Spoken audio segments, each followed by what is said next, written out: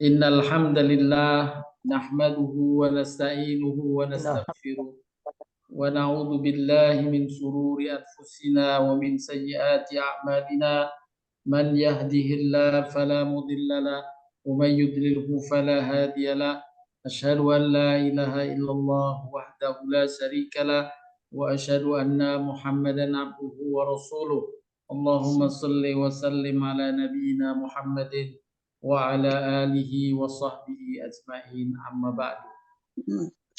Bapak Ibu sekalian yang dirahmati Allah Subhanahu wa taala, mari kita sama-sama mentadabburi penjelasan Al-Qur'an dan hadis Nabi sallallahu alaihi wasallam tentang pentingnya meraih rahmat Allah. Karena apabila rahmat Allah telah dicurahkan oleh Allah kepada hambanya, maka Allah akan mencukupi karunia untuk hambanya tersebut. Tanpa rahmat Allah, pasti kehidupan hamba akan merugi. Allah Subhanahu wa ta'ala menjelaskan di dalam firman-Nya dalam surat Al-Baqarah ayat 64. A'udzu billahi minasyaitonir rajim. Tsumma tawallaitum min ba'di dzalik falaula fadlullahi 'alaikum wa rahmatuhu lakuntum minal khasirin. Kemudian kamu berpaling setelah adanya perjanjian itu. Maka kalau tidak karena adanya karunia Allah dan rahmatnya, yakni kasih sayangnya atasmu, niscaya kamu tergolong orang-orang yang rugi. Jika hamba tidak mendapatkan kasih sayang Allah, dipastikan ia mengalami kerugian besar. Oleh karenanya, dalam firman-Nya yang lain, Allah Subhanahu wa ta'ala menyampaikan bahwa apabila rahmat Allah telah diraih, maka Allah perintahkan hendaklah dengan itu mereka bergembira. Allah berfirman, a'udzubillahi minasyaitonir rajim. Qul bi fadlillahi wa bi rahmatihi fabidzalika falyafrahu huwa khairum mimma yajma'un. Katakanlah Muhammad, dengan karunia Allah dan kasih sayangnya, hendaklah dengan itu mereka bergembira. Dengan kasih sayang Allah, dengan rahmat Allah, hendaknya dengan itu mereka gembira. Itu lebih baik dari kekayaan yang mereka bisa kumpulkan. Inilah keberuntungan besar meraih kasih sayang Allah atau rahmat Allah Subhanahu wa ta'ala. Dan sebaliknya, kerugian besar bagi hamba yang tidak mendapatkan kasih sayang Allah. Walau yang bersangkutan mendapatkan karunia-karunia yang lainnya, baik kesehatan, rizki, atau karunia bentuk lain-lainnya, bila dia tidak mendapatkan kasih sayang dari Allah yang dalam bahasa agama disebut rahmat Allah, maka pasti dia merugi. Disebutkan dalam hadis Imam Bukhari dalam kitab Adabul Mufrad, sesungguhnya Allah Ta'ala membagi akhlak-akhlak di antara kalian, sebagaimana Allah membagi rizki di tengah kalian. Sesungguhnya Allah Ta'ala memberi harta kepada siapa yang dia cintai dan kepada siapa yang dia tidak cintai. Dan Allah tidak memberi keimanan kecuali hanya kepada siapa yang dia cintai. Alhamdulillah, dengan kabar dari Nabi Shallallahu Alaihi Wasallam ini, sebagaimana termaktub dalam hadis Sahih Imam Bukhari ini, Bapak Ibu sekalian yang beriman kepada Allah sungguh telah mendapatkan kasih sayangnya Allah, telah mendapatkan rahmatnya Allah, Karena rahmat Allah hanya diberikan kepada hamba yang di antara bentuknya hamba yang beriman. Allah tidak memberi keimanan kecuali hanya kepada siapa yang Dia cintai.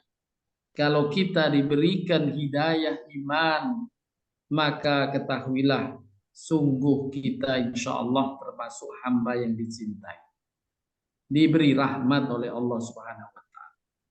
Penentu seseorang diberi rahmat Allah adalah keimanannya dan kebaikannya dalam agama, bukan ditentukan dari karunia-karunia lainnya semacam harta. Karena harta atau karunia harta dibukanya rizki oleh Allah, bisa Allah berikan kepada orang yang diberi rahmat, bisa diberikan Allah kepada orang yang dimurkai. Allah bagikan harta kepada siapa yang Dia cintai dan kepada siapa yang Dia tidak cintai. Kepada yang dimurkai Allah, Allah bisa limpahkan harta yang banyak. Bukankah Qarun dengan hartanya yang sangat melimpah Allah memurkainya? Bukan Allah berikan karena rahmat dan kasih sayangnya. Kita bersyukur kehadirat Allah Subhanahu wa Ta'ala, bahwa dengan keimanan yang kita miliki, insya Allah menjadi tanda bahwa kita semua diberikan hidayah iman karena kecintaan Allah kepada kita.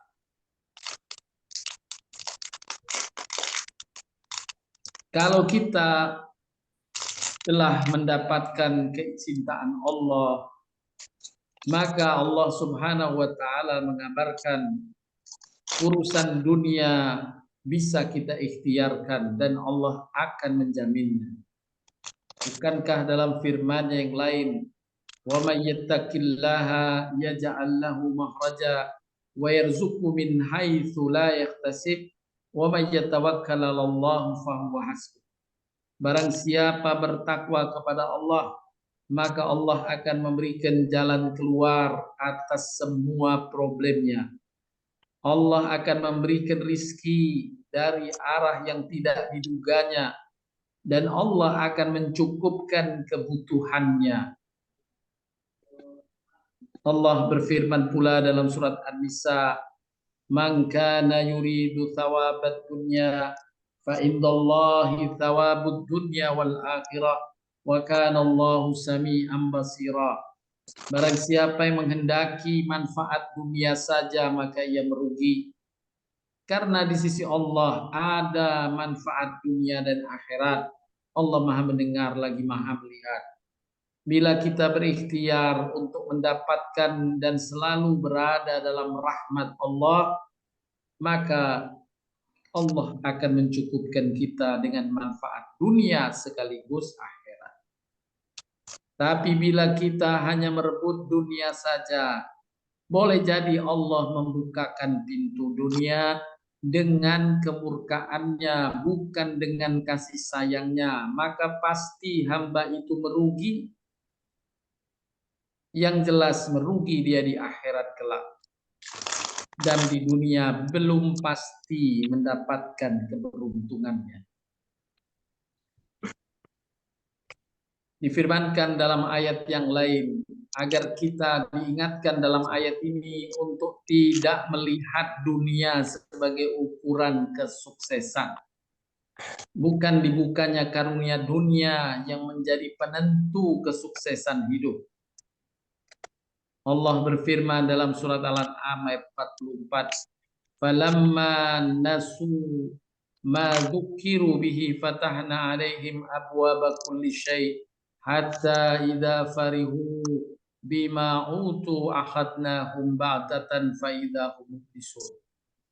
Maka tatkala mereka melupakan peringatan yang telah diberikan kepada mereka, kami pun membukakan semua pintu-pintu kesenangan untuk mereka. Dibuka pintu kesenangan, dibuka pintu rizki, dibuka pintu-pintu kenikmatan lain di dunia.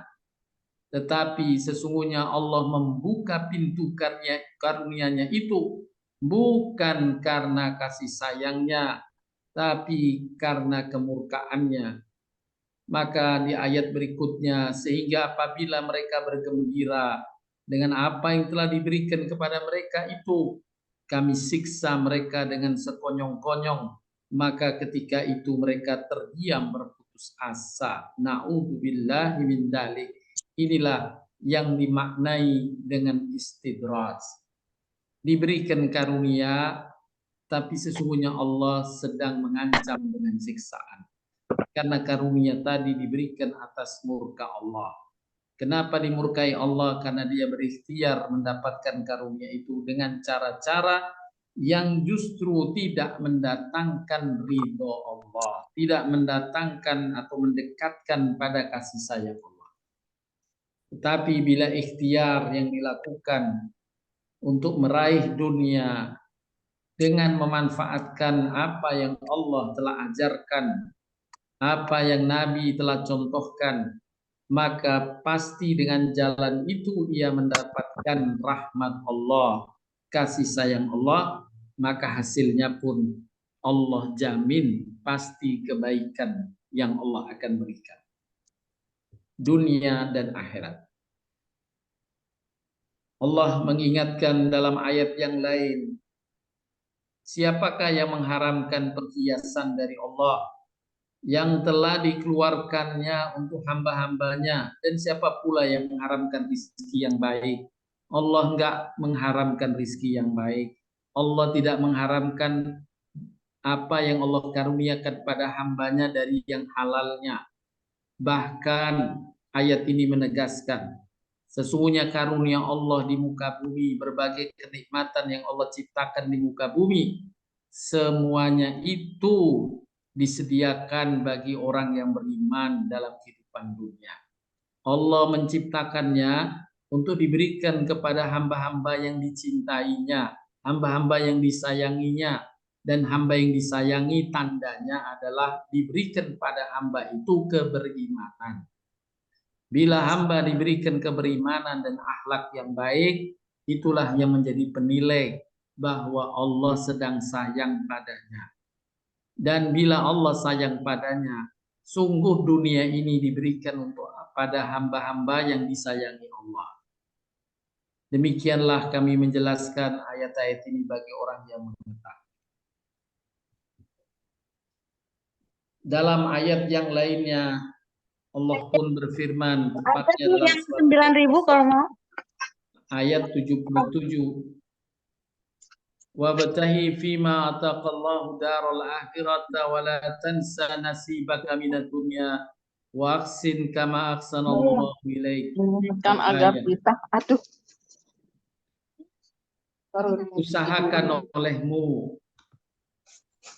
usahakan olehmu dengan apa-apa yang telah dianugerahkan Allah kepadamu, yaitu kita diminta berikhtiar mendapatkan karunia Allah. Lalu hasil dari karunia yang kita peroleh gunakan untuk bekal kehidupan negeri akhirat. Kita gunakan untuk beribadah dan beramal soleh. Tetapi Allah ingatkan, jangan kamu melupakan nasibmu dari kehidupan dunia. Nikmati sebagian karunia itu karena Allah telah menyiapkannya bagi hambanya yang beriman dari kenikmatan-kenikmatan dunia. Tetapi pada bagian yang ketiga Allah ingatkan pula, hendaklah sebagian engkau gunakan untuk berbuat baik kepada orang lain sebagaimana Allah telah berbuat baik kepadamu. Inilah arahan dari Allah Subhanahu wa taala ketika kita mengusahakan sesuatu. Hendaklah utama yang kita raih adalah rahmat Allah. Dan untuk meraih rahmat Allah ada kiat atau amal-amalnya untuk mendapatkan kemanfaatan dengan diturunkannya kasih sayang, kemanfaatan dunia hingga akhirat. Ditegaskan pula oleh Nabi Shallallahu Alaihi Wasallam dalam hadis qudsi yang diriwayatkan oleh Imam Tirmizi dan Imam Ahmad. Nabi SAW bersabda bahwa Allah berfirman, "Wahai anak Adam, beribadahlah sepenuhnya kepadaku. Niscaya aku penuhi hatimu dalam dada dengan kekayaan, dan aku penuhi keperluanmu. Jika kalian tidak lakukan yang demikian, niscaya aku penuhi tanganmu dengan kesibukan, dan tidak aku penuhi keperluanmu kepada manusia." Selalu merasa butuh pada orang. Tetapi sebaliknya, jika konsentrasi kita dalam beraktivitas adalah meraih rahmat Allah, meraih kasih sayang Allah, meraih ridho Allah, maka Allah akan mencukupkan keperluan. Allah tidak menjamin mencukupkan keinginan, memenuhi keinginan, tapi Allah menjamin mencukupi kebutuhan atau keperluan. Karena keinginan boleh tinggi, tapi keinginan atau sebagian keinginan kita boleh jadi malah menjadi keburukan bagi seseorang. Dan Allah Maha tahu, asa an takrahu syai'an wa huwa khairul lakum wa asa an tuhibbu syai'an wa huwa syarrul lakum wallahu ya'lamu wa antum la ta'lamun. Boleh jadi yang kamu tidak sukai adalah sesuatu yang baik, dan boleh jadi sesuatu yang engkau sukai amat buruk bagimu. Allah lebih tahu dan kamu tidak tahu. Allah mengetahui segala hakikat.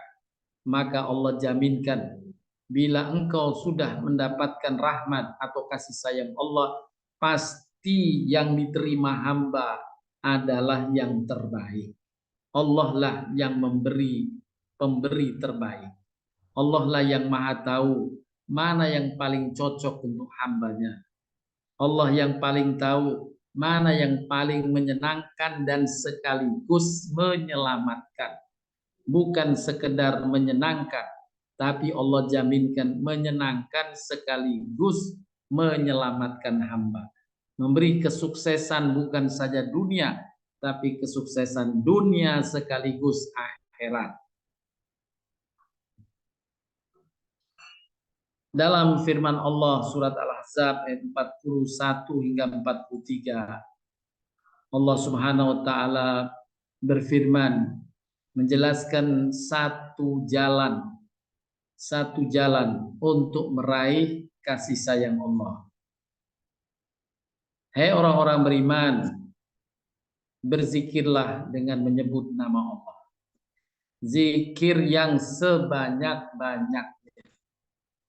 Dan bertasbihlah kepadanya di waktu pagi dan petang. Dialah yang memberi rahmat kasih sayang kepadamu, dan malaikatnya memohonkan ampunan untukmu, agar dia mengeluarkan kamu dari kegelapan pada cahaya yang terang. Adalah dia Allah Maha Penyayang kepada orang yang beriman. Bila kalian sudah disayang Allah, maka pasti Allah cukupkan segala kebutuhan hamba.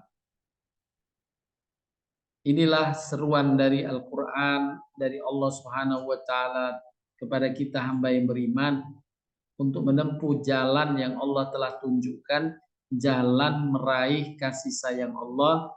Di antaranya yang disebutkan dalam ayat ini, berzikir menyebut nama Allah dengan zikir yang sebanyak-banyaknya.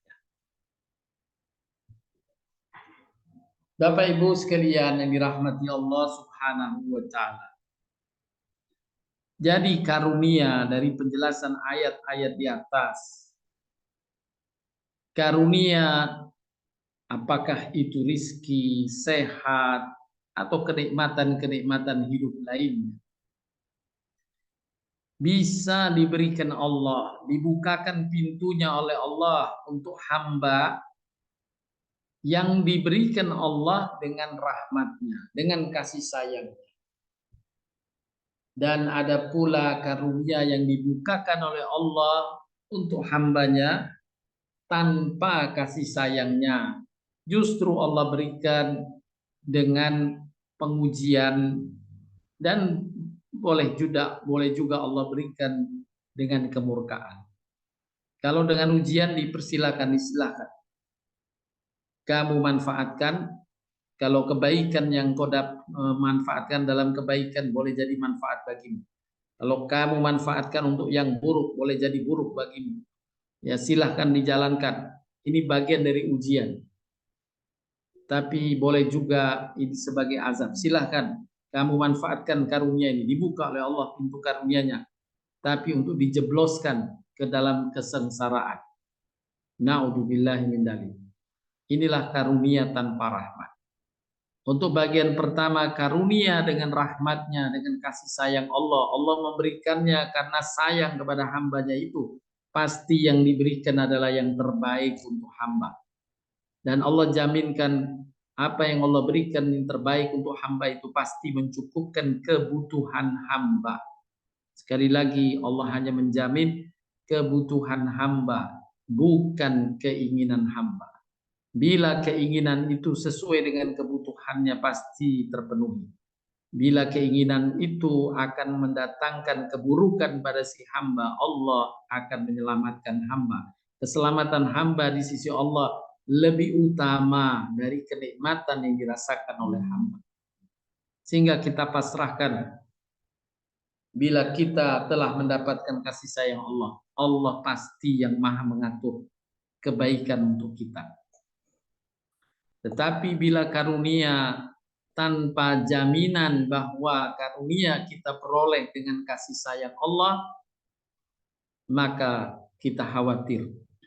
Karena boleh jadi kita hanya mungkin dapat keberuntungan. Tidak pasti mendapat keberuntungan. Keberuntungan di dunia bisa terjadi sebagai bagian ujian atau istidraj. Tapi yang pasti kita mendapatkan kerugian di akhirat. Tentu kita tidak memilih yang demikian. Yang kita inginkan adalah kita berikhtiar mencari karunia Allah sekaligus mendapatkan kasih sayangnya. Karena dengan itu saja kita mendapatkan kepastian keberuntungan dunia dan akhirat.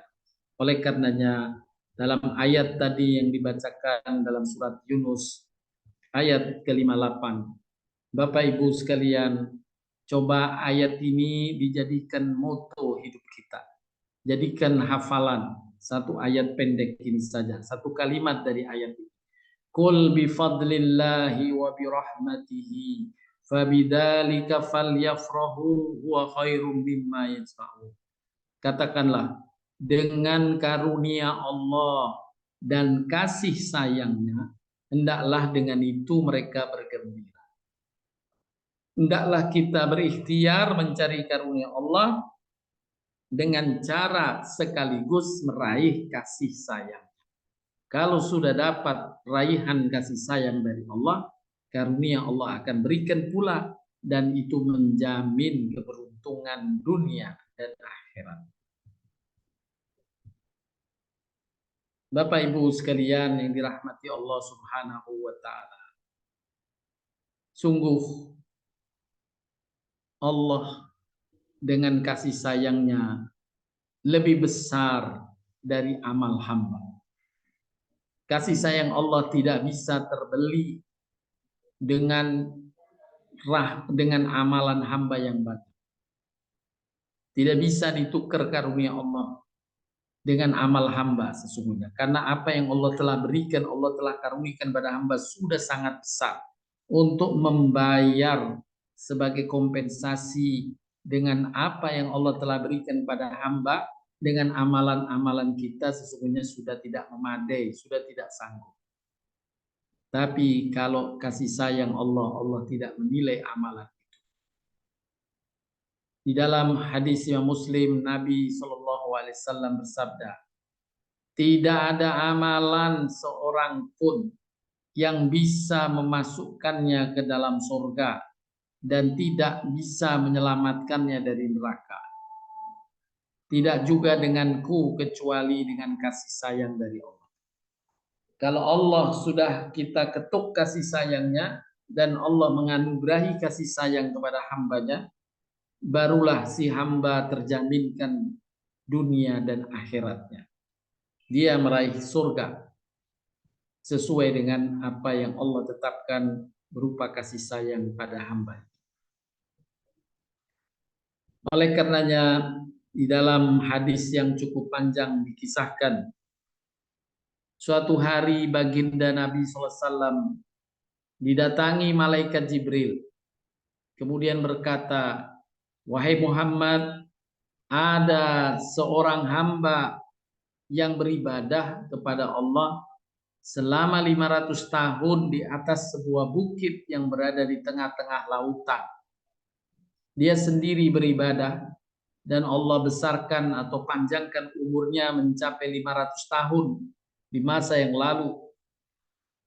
Dan selama 500 tahun itu mereka sibuk beribadah saja di satu pulau tadi. Kemudian Allah lengkapi hamba itu dengan sumber air tawar yang segar sebagai sebesar satu jari, yakni amat sedikit. Tetapi bisa dengannya ia gunakan untuk berwudu, mandi, dan minum. Juga Allah berikan berupa tumbuhan pohon delima yang setiap malam delima itu berbuah satu delima untuk dimakan seharian oleh orang hamba Allah ini yang diberi hidup 500 tahun yang dia gunakan untuk beribadah. Ia tetap mengerjakan sholatnya dan dalam sholatnya ia selalu berdoa, "Ya Allah, matikanlah aku dalam keadaan bersujud dan supaya badanku tidak disentuh oleh bumi sampai aku dibangkitkan pada hari kiamat dalam keadaan bersujud." Ini kisah malaikat Jibril yang mengisahkan kepada Nabi Muhammad SAW. Maka Allah Ta'ala menerima doa hamba tersebut, kata malaikat Jibril. Kemudian aku, kata malaikat Jibril yang sedang cerita kepada Nabi SAW, mendapatkan petunjuk dari Allah bahwa hamba Allah itu akan dibangkitkan kelak di hari kiamat dalam keadaan bersujud. Maka Allah Ta'ala kemudian berseru, "Masukkanlah hambaku ke dalam surga karena kasih sayangku." Si hamba mendengarkan seruan Allah ini, kemudian berkata, "Ya Allah, masukkan aku ke dalam surga karena amal ibadahku yang ia telah lakukan beramal ibadah selama 500 tahun. Allah pun menyeru kembali, "Masukkan hambaku ke dalam surga karena rahmatku, karena kasih sayangku." Hamba itu masih berkata lagi, "Ya Allah, masukkan aku ke dalam surga karena amal ibadah." Hingga ketiga kalinya Allah tetap berseru, "Masukkan hambaku ke dalam surga karena kasih sayangku." Akan tetapi hamba tersebut pun berkata lagi, "Ya Allah, masukkan aku ke dalam surga karena amal ibadahku yang 500 tahun itu." Maka Allah menyuruh malaikat agar menghitung seluruh amal ibadahnya selama 500 tahun dengan nikmat Allah yang telah diberikan padanya selama 500 tahun. Setelah dihitung-hitung, ternyata kenikmatan yang Allah telah karuniakan padanya selama hidupnya 500 tahun tidak sebanding dengan amal ibadah hamba tersebut 500 tahun. Maka Allah pun berfirman, masukkan ia ke dalam neraka. Maka ketika malaikat akan menariknya untuk dijebloskan ke dalam neraka, hamba tersebut kemudian meralat dan berkata, "Ya Allah, masukkan aku ke dalam surga karena kasih sayang." Hadis ini menjelaskan tentang ukuran kasih sayang Allah yang tak terbeli kalau dibandingkan dengan amal-amal yang kita lakukan. Tidak bisa surga kita beli dengan amal tanpa mengandalkan kasih sayang Allah. Oleh karenanya hendaklah kita beramal dan selalu berharap mendapatkan kasih sayang Allah yang dalam agama kita dalam Islam disebut rahmat Allah. Itulah kasih sayang Allah. Allah berfirman dalam surat Al-Baqarah 218, Innal ladzina amanu wal ladzina hajaru wa jahadu fi sabilillahi ulaika yarjuna rahmatallah wallahu ghafurur rahim. Sesungguhnya orang-orang beriman, orang-orang yang berhijrah dan berjihad di jalan Allah, mereka itu mengharapkan rahmat atau kasih sayang Allah. Allah Maha Pengampun lagi Maha Penyayang. Bapak Ibu sekalian, mari kita tanamkan dalam hati dan pikiran kita untuk meraih kasih sayang Allah. Sesuai dalam doa yang tercantum dalam surat Al-Kahfi. Rabbana atina min ladunka rahmatan wa hayyi' lana min amrina rasyada. Itulah doa untuk mendapatkan rahmat Allah Subhanahu wa taala yang diajarkan langsung oleh Allah di dalam Al-Qur'an, tepatnya dalam surat Kahfi ayat ke-10. Bapak Ibu sekalian yang dirahmati Allah Subhanahu wa taala. Sekali lagi kita diperintahkan untuk terus meraih rahmat kasih sayang Allah dan tidak boleh putus asa. Wala tay'asu min rahillah innahu la yai'asu min rahillah illal qaumul kafirun. Jangan kau berputus asa dari rahmat Allah. Sesungguhnya tiada berputus asa dari kasih sayang Allah melainkan orang yang kafir. Kalau orang beriman tetap dia selalu berharap kasih sayang Allah. Dalam firman yang lain, katakanlah wahai hamba-hambaku yang melampaui batas terhadap diri mereka sendiri, jangan kamu berputus asa dari rahmat Allah. Jangan kamu berputus asa. Kalau Allah sudah menyayangi hamba, Allah akan mengampuni dosa-dosa hamba. Di samping Allah akan selalu menjaga karunia-Nya kepada hamba agar si hamba yang dikasihi itu mencukupi kebutuhannya dalam hidup di dunia. Inilah karunia besar dari Allah berupa kasih sayang.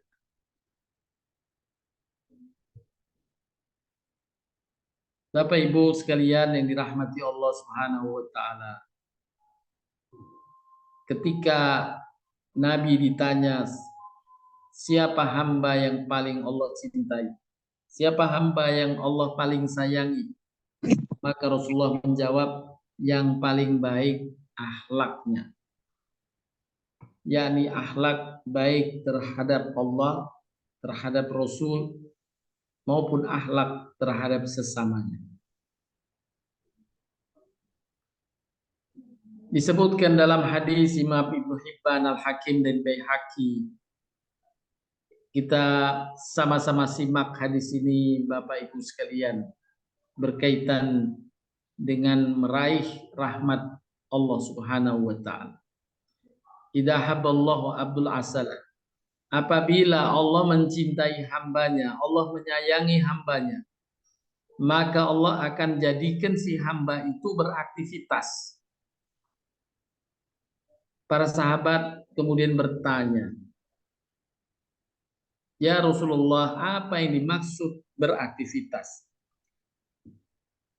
Maka Nabi SAW menjawab, Allah akan memberikan taufik dan hidayah kepadanya agar si hamba itu bisa beramal soleh hingga tiba ajalnya, sehingga ridho setiap tetangganya dan orang-orang yang berada di sekitarnya. Subhanallah. Jika Allah memberikan taufik dan hidayah pada hamba, maka sungguh itu adalah karunia besar rahmat Allah Subhanahu wa taala, kasih sayang Allah, dan menjadikan si hamba itu beraktivitas. Itu tanda, selain tadi keimanan, tandanya adalah dimudahkan bagi kita melakukan amal soleh yang diridhoi Allah Subhanahu wa taala. ada taufik dan ada hidayah. Taufik adalah peluang dan kesempatan untuk merealisasikan amalan baik.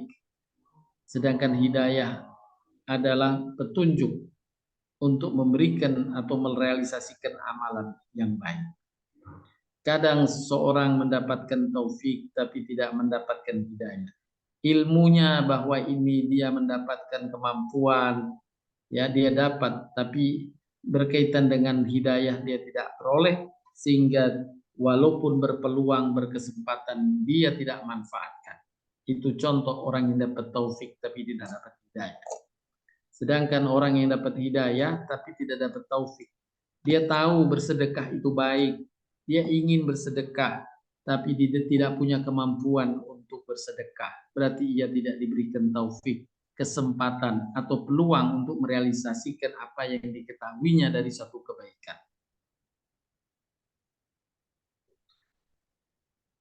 Disebutkan dalam hadis Imam Muslim, jika Allah menyayangi seorang hamba, maka Allah memanggil malaikat Jibril lalu berfirman, sesungguhnya aku mencintai atau menyayangi si fulan hambaku. Oleh karena itu cintailah si fulan. Maka Jibril pun mencintainya. Lalu malaikat Jibril menyeru di langit. Beliau berkata, sesungguhnya Allah mencintai si fulan. Oleh karena itu hendaknya kalian mencintainya pula. Maka penduduk langit pun mencintai si fulan. Kemudian disebarkannya untuk si fulan penerimaan di muka bumi.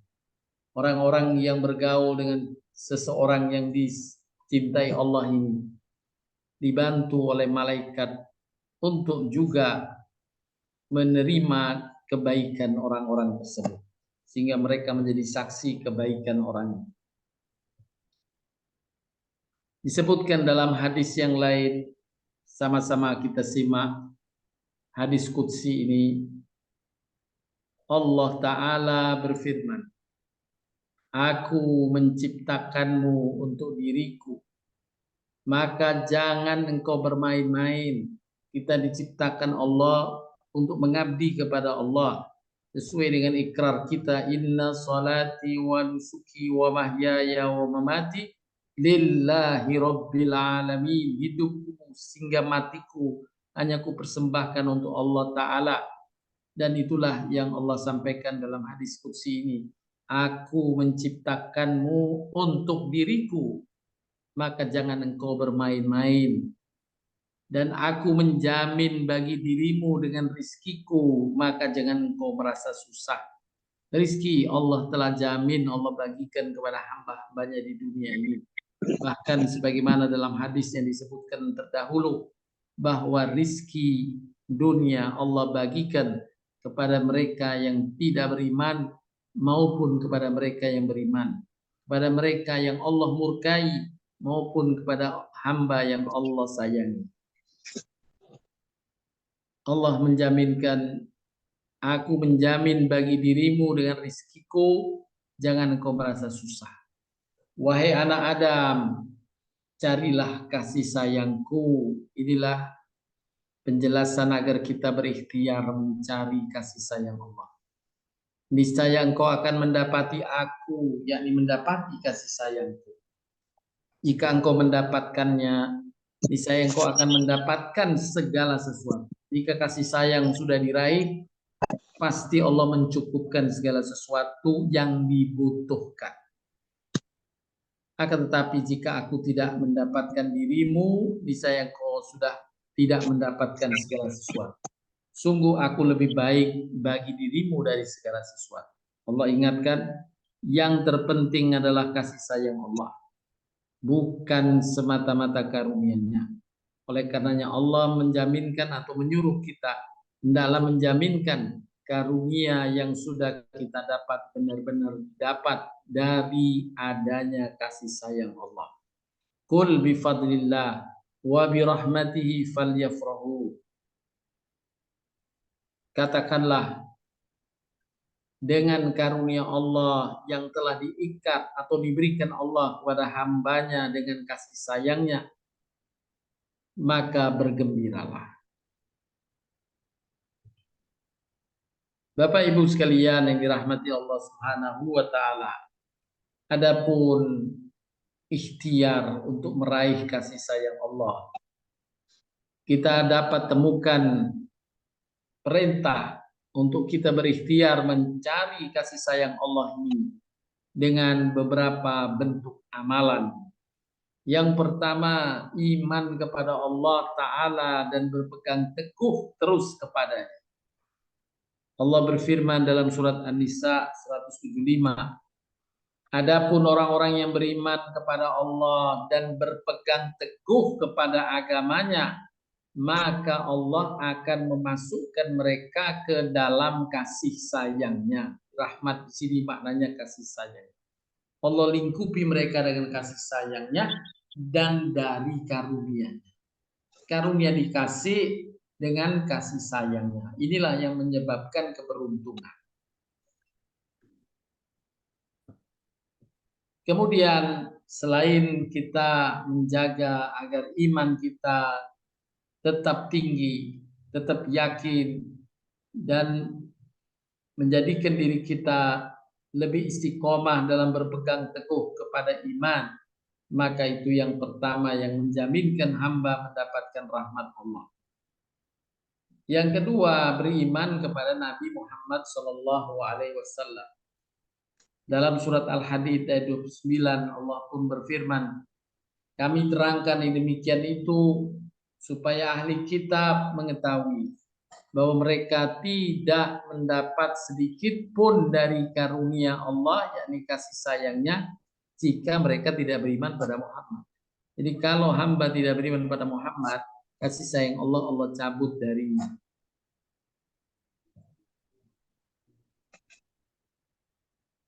Kemudian amalan ikhtiar yang ketiga untuk meraih karunia Allah berupa kasih sayangnya.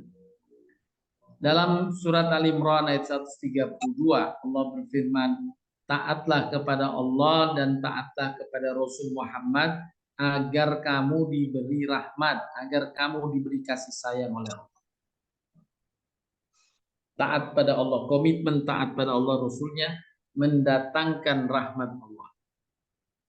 Dalam ayat berikutnya surat Al-Hadid ayat 28, wahai orang-orang beriman, bertakwalah kepada Allah dan berimanlah kepada Rasulnya, niscaya Allah akan memberikan rahmatnya kepada dua bagian dan menjadikan untukmu cahaya yang dengan cahaya itu kamu dapat berjalan dan dia mengampuni kamu. Allah Maha Pengampun lagi Maha Penyayang. Jika engkau ingin mendapatkan rahmat, bertakwalah kepada Allah, berimanlah kepada Allah dan Rasulnya, dan mentaati Allah dan Rasulnya dalam hal perintah dan larangan. Kemudian ikhtiar yang kelima, kita bersabar karena Allah berfirman pula, sampaikanlah kabar gembira kepada orang-orang yang sabar, yaitu orang-orang yang apabila ditimpa musibah mereka berkata inna lillahi wa inna ilaihi rajiun. Mereka itulah orang-orang yang mendapat ampunan dan rahmat dari Tuhannya. Mereka mendapat rahmat kasih sayang Allah dari Tuhannya karena amalan apa? Karena amalan bersabar atas musibah. Berikutnya yang menjadi ikhtiar untuk mendapatkan kasih sayang Allah, Allah telah jelaskan dalam Al-Quran surat Al-A'raf ayat 56. Sesungguhnya rahmat Allah sangat dekat kepada orang yang berbuat kebaikan. Maka hendaklah kita terus berbuat baik. Karena bila telah terbaca kita istiqomah berbuat baik, pasti Allah akan menyayangi hamba tersebut. Dan apabila kita yang melakukannya, kita berharap kasih sayang Allah ini melekat dan Allah curahkan kepada kita. Rahmat Allah, kasih sayang Allah sangat dekat pada orang yang berbuat kebaikan. Subhanallah. Berikutnya dijelaskan pula dalam surat At-Taubah ayat 71 tentang siapa atau ikhtiar apa agar kita selalu mendapat naungan kasih sayang Allah, yakni tolong menolong. Disebutkan dalam ayat surat At-Taubah, dan orang-orang yang beriman baik laki maupun perempuan, sebagian mereka menjadi penolong bagi sebagian yang lain. Mereka menyuruh mengerjakan yang baik, yang ma'ruf, mencegah dari yang mungkar, mendirikan sholat, menunaikan zakat, dan mereka taat kepada Allah dan Rasul-Nya. Mereka itu akan diberi rahmat oleh Allah. Allah Maha Perkasa lagi Maha Penyayang. Allah memberikan rahmat pada hambanya yang melakukan salah satunya amal tolong menolong, ta'awanu 'alal birri wat taqwa wa la ta'awanu 'alal ismi wal udwan. Tolong menolonglah dalam kebaikan dan ketakwaan. Jangan kalian tolong menolong dalam kemungkaran. Kemudian amalan ikhtiar lainnya untuk mendapatkan rahmat atau kasih sayang Allah adalah mohon istighfar. Dalam surat An-Naml Allah SWT berfirman, Dia yakni Nabi Soleh berkata, mengapa kamu tidak mohon ampun kepada Allah agar kamu mendapat rahmat? Jadi salah satu sebab turunnya rahmat kasih sayang Allah kepada seorang hamba adalah istighfar hamba itu. Kemudian yang kesembilan, mendengarkan dengan baik bacaan Quran. Allah berfirman dalam surat Al-A'raf 204, apabila dibacakan Al-Quran maka dengarkanlah dan diamlah agar kamu mendapat kasih sayang Allah, yakni rahmat Allah itu. Jadi kalau ada kita membaca, kita renungkan, kita tartilkan, kemudian ada orang yang membaca di hadapan kita, kita dengarkan, maka kita akan meraih jalan menuju raihan rahmat atau kasih sayang. Dan yang ke-10 berzikir mengingat Allah, sebagaimana ayat ini di awal tadi sudah dibacakan. Saya ulang kembali, wahai orang beriman, berzikirlah dengan menyebut nama Allah, zikir yang sebanyak-banyaknya. Bertasbihlah kepadanya di waktu pagi dan petang. Dialah yang memberi rahmat kepadamu.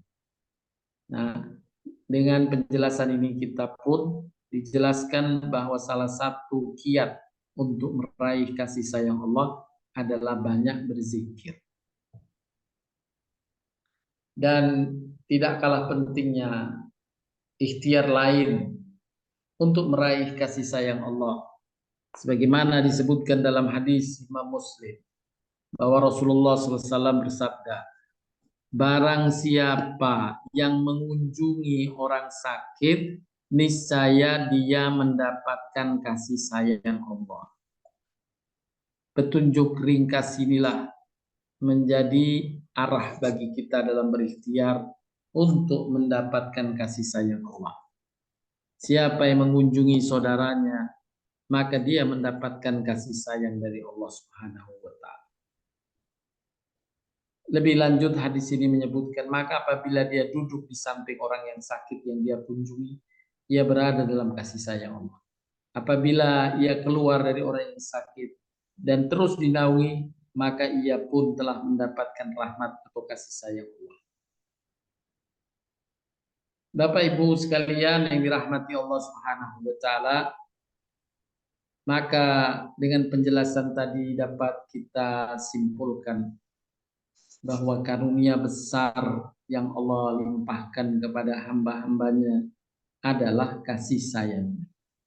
Sebagaimana seorang ibu apabila ia berhadapan dengan anaknya misalnya masih kecil, pasti ekspresi kasih sayang ibu itu terungkap dan terasakan.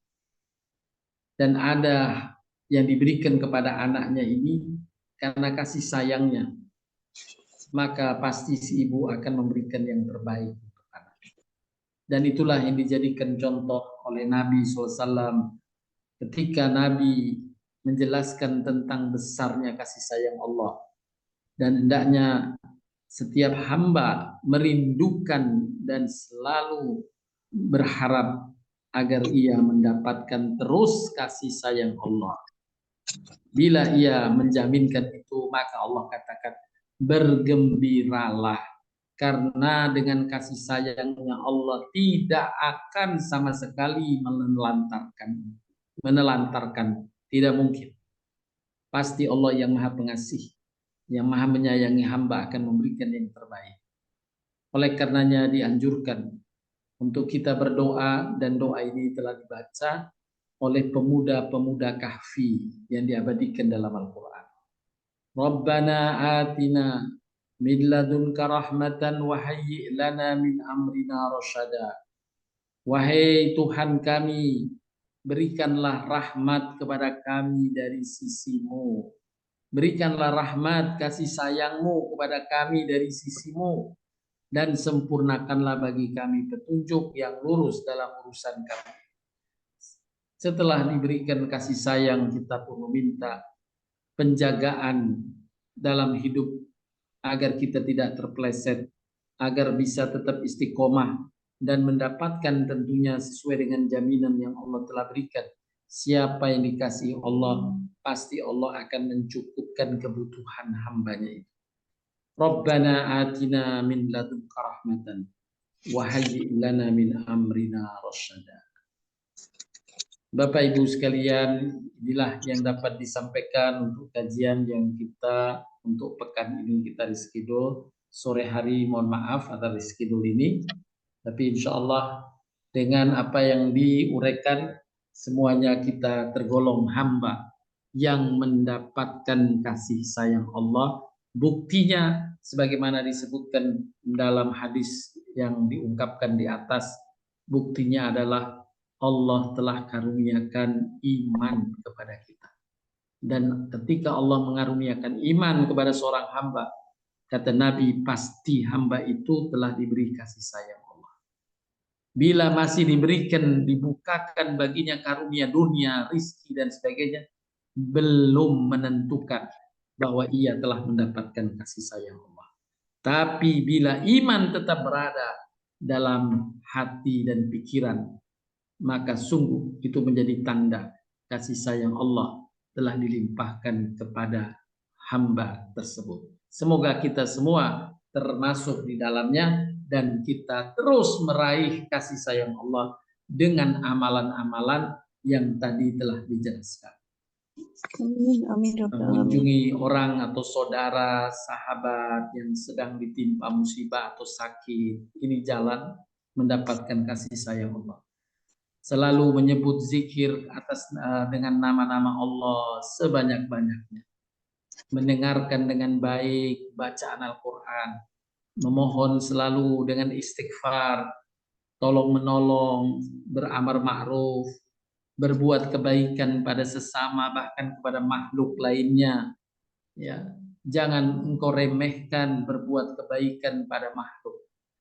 Ya, dari mulai dikisahkan oleh Nabi, ada seorang wanita yang memberikan air saja kepada makhluk, yakni seekor anjing diberikan air, maka Allah menyampaikan kasih sayangnya pada hambanya itu, dan dengan kasih sayang Allah, Allah masukkan surga. Juga Nabi SAW menyampaikan pula bagaimana Allah sangat ridha kepada hambanya yang berbuat kebaikan ini kepada makhluk, sebagaimana halnya Abu Bakar Siddiq radhiyallahu anhu. Abu Bakar sedang berbincang dengan sahabat-sahabatnya. Tiba-tiba Abu Bakar menghentikan percakapannya, kemudian berjalan beberapa langkah sambil mencari ranting pohon. Kemudian dia sampaikan ranting pohon itu kepada genangan air. Para sahabat sedang berdiri di sana masih belum mengerti maksud apa yang dilakukan oleh Abu Bakar Siddiq. Tapi setelah selesai ditanyakan kepada Abu Bakar, apa yang kau lakukan oleh Abu Bakar? Engkau berjalan melangkah, kemudian kau jongkok, mengambil ranting pohon, mengayuhkan ranting itu ke dalam air tadi. Abu Bakar menyampaikan, saat aku berbincang dengan kalian, mataku tertuju pada genangan air itu, dan aku menyaksikan ada seekor semut yang sedang tenggelam meraih-raih keselamatan di air itu. Maka aku bantu mereka, seekor semut, untuk terselamatkan dari genangan air. Sungguh inilah kebaikan hingga kepada makhluk hidup yang lainnya. Maka itulah yang akan mendatangkan kasih sayang Allah. Apalagi dilakukan kepada hamba-hamba yang namanya manusia. Tentu lebih hebat lagi datangnya rahmat atau kasih sayang Allah. Kemudian sabar ketika mendapatkan musibah. Tetap istiqomah mendirikan salat dan menunaikan zakat. Sebagaimana dalam surat An-Nur, dirikanlah salat, tunaikan zakat, taatlah kepada Rasul supaya kamu diberi kasih sayang Allah. Kemudian taat kepada Allah dan Rasulnya, beriman kepada Nabi Muhammad SAW, dan yang pertama tadi iman kepada Allah dan berpegang teguh terus kepadanya. Inilah ikhtiar-ikhtiar untuk meraih kasih sayang Allah. Mari kita pertahankan raihan kasih sayang Allah kepada kita dan keluarga kita ini. Wabillahi taufiq wal hidayah wal afu minkum. Untuk selanjutnya bila ada yang ingin ditanyakan dipersilahkan. Boleh Bu Lili memandu. Iya, jazakallah khairan Pak Ustadz. Silakan ibu-ibu yang mau bertanya di sore hari yang mendung. Silakan Bu Sofi. Terima kasih, Cu Lili. Assalamualaikum, Pak Farhat. Waalaikumsalam warahmatullahi wabarakatuh. Saya selalu begini, Pak Farhat, kalau di rumah sendiri itu ya, ini kalau sedang ya taruhlah membersih-bersihkan meja makan atau apapun begitu. Selalu terus ada semut itu, saya selalu ingat di pelajaran ini, Pak Farhat. Jadi rasanya tuh jangan sampai terbunuh gitu ya, maksud saya gitu. Iya. Singkir-singkirin saja. Jadi itu selalu loh Pak Farhat. Jadi ya alhamdulillah Bu. Jadi pengingat untuk kita berbuat kebaikan kepada makhluk, ya, ketika ditanyakan seorang ulama menyampaikan, apakah kamu mengira membuat semut itu mudah? Ya, jadi kita menghargai karyanya Allah yang menciptakan semut itu. Kalau dia tidak mengganggu, maka kita berikan kelonggaran. Bila dia mengganggu, Allah memberikan hak bagi kita untuk menyingkirkannya. Begitu Bu Sofi. Jadi nggak apa-apa, sebagai bagian pengingatan untuk kita. Iya, sepertinya kok saya itu seperti diganggu dengan semut terus gitu loh Pak Farhat. Dan ingat pelajaran ini gitu loh. Iya. Ini semut kok yang ganggu terus gitu loh. Nah terus begini Pak, ada satu lagi binatang yang ini kalau di kamar itu kok tahu-tahu ada laba-laba, kok ada laba-laba besar pula ini kok. Itu beberapa kali gitu loh Pak. Jadi buat saya itu kok jadi pemikiran juga ini, tak bunuh apa enggak, tak bunuh apa enggak. Soalnya nanti kalau kita dalam keadaan tidurnya lelap, terus tahu-tahu dia taruh sampai ke badan kita, sampai ke kepala gitu tuh. Baik. Jadi Bu, tadi kalau dia dalam perkiraan kita mengganggu, menyusahkan, menggigit dan sebagainya, Allah memberikan hak bagi kita untuk menyisihkannya. Tapi konteks tadi Abu Bakar Siddiq terkait dengan di jalanan. Jadi kalau artinya tidak sedang mengganggu kita, tapi dia butuh hewan-hewan tertentu, butuh pertolongan, ya. Ya ini, tapi jangan kemudian berlebihan karena menolong hewan sampai lupa menolong manusia. Karena bagaimana di beberapa tempat di daerah gitu ya, kalau dia naik motor atau naik mobil gitu ya, lebih takut nabrak kucing daripada nabrak manusia. Oh ya. Ya, ada kucing lewat, dia panik, takut menginjak kucing, katanya kualat, tapi dia alihkan itu setir sampai dia nabrak orang, yang sedang berdiri di tepi jalan. Nah, itu tentu lebih berat, ya. Tidak boleh dia mengorbankan manusia yang derajatnya di sisi Allah lebih, harus dihargai tentunya lebih daripada hewan-hewan tadi. Nah, jadi pada tidak boleh kita iseng gitu maksudnya. Ya, Ya, ya, iseng ya. dalam Ya, Pak, tenang saya sampai sekarang. kita jalan di taman ada semut, ya semutnya itu satu merayap di batang pohon, ya kita iseng membunuhnya. Nah, itu tentu apa namanya tidak mendapatkan kebaikan.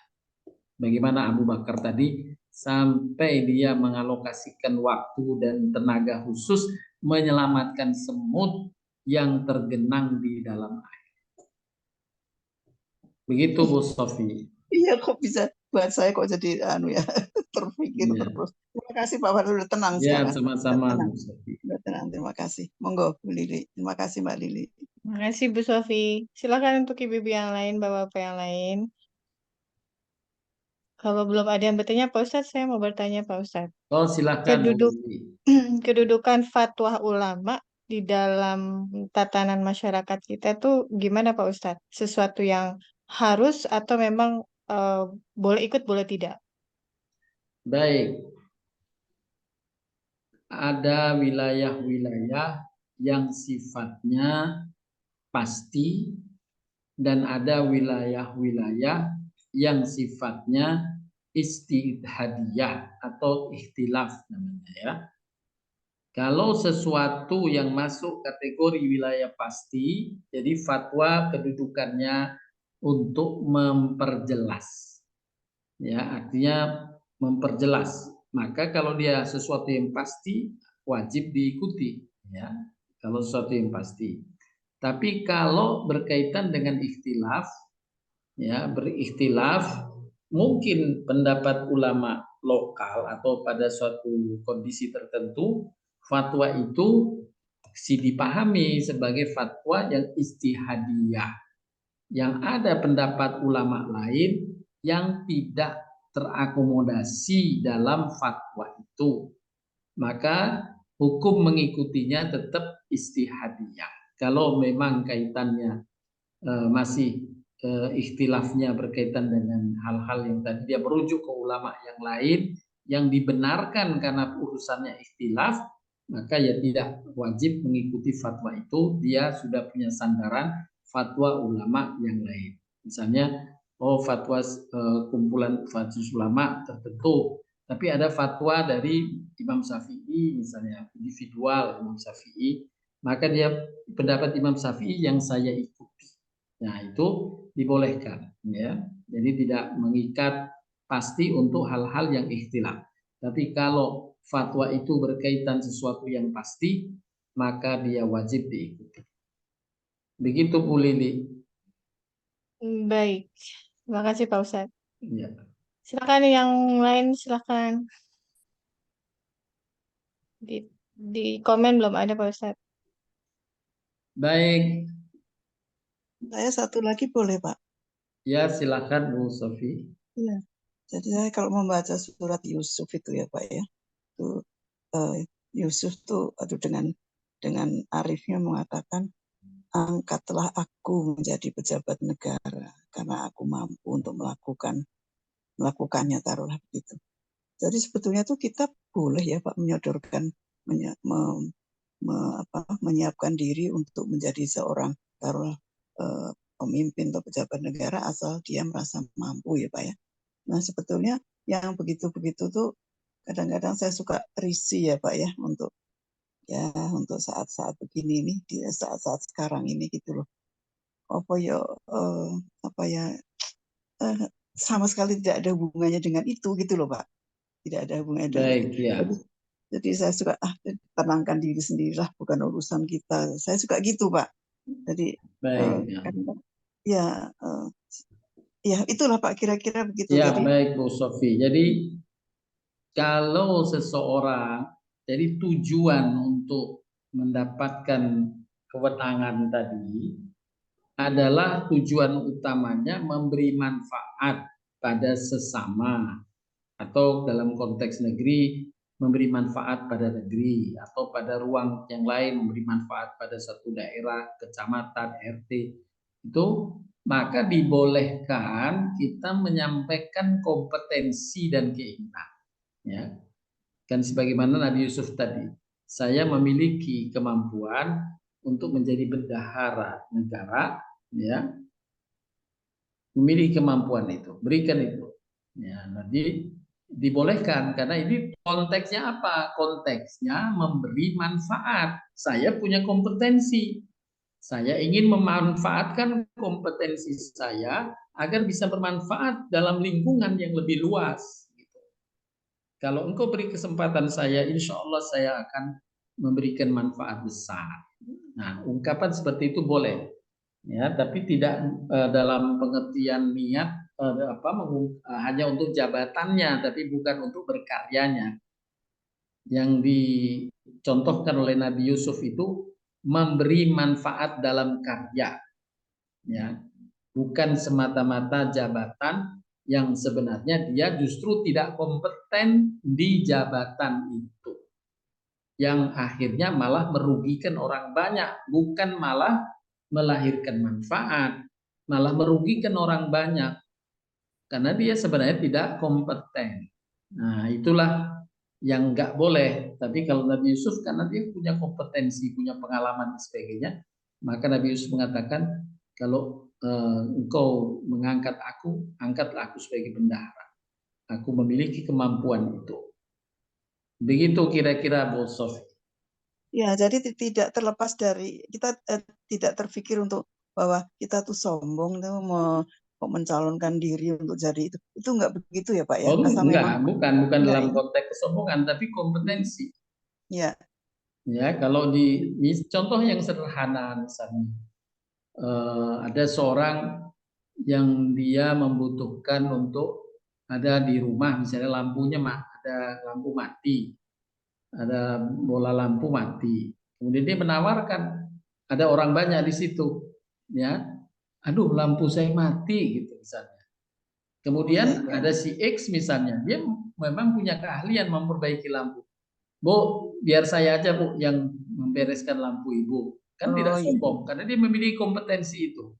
ya. Nah, konteksnya Nabi Yusuf semacam itu. Begitu Bu Oh, Sofi. ya, ya. Terima kasih Pak Farad. Ya, ya. Baik, Bapak Ibu sekalian, nggak ada lagi Bu Lili ya. Ustadz mau tanya. Oh, Oh, silahkan. Bu Widya, silakan Bu Widya. Assalamualaikum Pak Ustadz. Waalaikumsalam warahmatullahi wabarakatuh. Terima kasih Bu Lili. Salam sehat Pak Ustadz, Bu Lili. Amin, insya Allah. Ya. Oh, Pak Ustadz mau tanya. Itu kan ada sekarang ya Ustadz, itu ada beberapa produk padahal itu halal, tapi diharamkan oleh MUI. Lalu kita bagaimana ya Ustadz? Apa diharamkannya karena apa? Ya karena apa ya?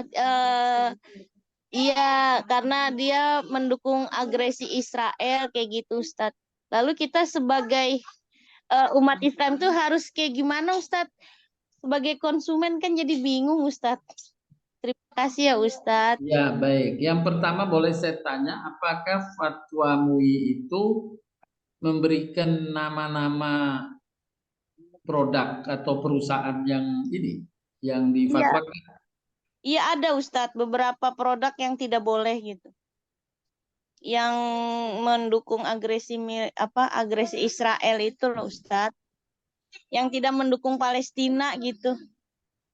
Ya, maksudnya Satunya. dilampirkan di fatwa itu atau dapat Eh, dari hal yang berbeda?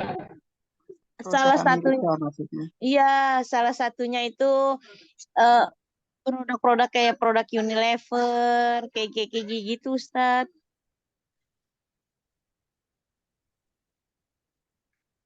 Lalu kita gimana? Setahu saya, tapi nanti saya cek lagi, karena saya sudah konfirmasi, fatwa MUI bersifat umum, ya, masih bersifat umum, belum menentukan produk-produk apa yang menjadikannya, kalau seseorang tahu pasti bahwa ini diproduksi oleh Israel, maka itu yang direkomendasikan MUI untuk diboikot. Ya, gitu. Ustadz, belum ada. MUI tidak menyebutkan nama produknya, cuma dia yang bilang indikasi produk yang mensupport dan terafiliasi dengan Israel dan mendukung penjajahan dan Zionisme. MUI tidak menyebut nama-namanya. Cuma Ya, memang justru itu ada, yang saya tahu, ya, tidak menyebut namanya, sehingga untuk menentukan apa produknya itu wilayah istihadiyah tadi yang saya sebutkan di awal. Ketika Bu Lili tadi nanya, ya istihadiyah, karena boleh jadi si A mengatakan ini produk Israel, yang mengatakan tidak, apalagi di medsos ya. Kalau di medsos susah melacaknya, susah menjustifikasinya. Itu wilayah istihadiyah. Yang penting kita tidak dalam rangka mensupport Israel. Gitu. Begitu Bu. Tadi Bu Widya ya. Iya. Oh, gitu ya, Ustaz. Baik, Ustaz. Terima kasih banyak, Ustaz, atas Ya, atas jadi penjelasannya, Ustaz. tidak boleh kita nanti hanya teman kita ini produk Israel, hanya dugaan, apalagi ditanya dari mana tahunya ini produk Israel. Saya kemarin baca di medsos, nah medsosnya muter-muter, nggak ada yang memberi justifikasi bahwa dia benar dari produk Israel, gitu. Jadi hendaklah ya kita beristihad bahwa ini memang produk Israel, itu wilayah istihad, tapi yang wilayah dipastikan oleh MUI tadi, wilayah yang dipastikan MUI bahwa kalau kalian sudah jelas bahwa ini produk yang memberi keuntungan pada Israel, maka nggak boleh kamu membelinya. Nah itu kepastiannya. Hanya mengkategorikan ini produk Israel atau bukan, itu wilayah istihadiyah, ya, karena tidak semua orang bisa memastikannya. Jadi kalau belum bisa memastikannya, nggak bisa kita dihukumi dosa. Ya, jadi jangan kemudian menghukumi dosa kalau tidak ada kepastian tentang produk itu. Sampai kemudian Aqua juga disampaikan, ini Aqua katanya Israel, dari mana tahunya Aqua Israel? Nah, begitu Bu Widya ya. Berhati-hati terkait dengan justifikasinya itu. Baik, Ustaz. Terima kasih, Pak Ustadz. Sama-sama Bu Widya. Assalamualaikum, Ustadz. Waalaikumsalam warahmatullahi wabarakatuh. baik Pak Ustadz. Baik Bu Lili, terima kasih atas bantuannya. Semoga Allah limpahkan keberkahan untuk kita semuanya.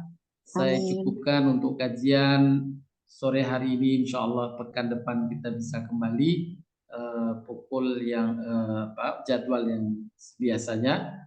Saya cukupkan, wabillahi taufiq hidayah. Subhanakallahumma wa bihamdika asyhadu an la ilaha illa anta astaghfiruka wa atubu ilaik. Assalamualaikum warahmatullahi wabarakatuh.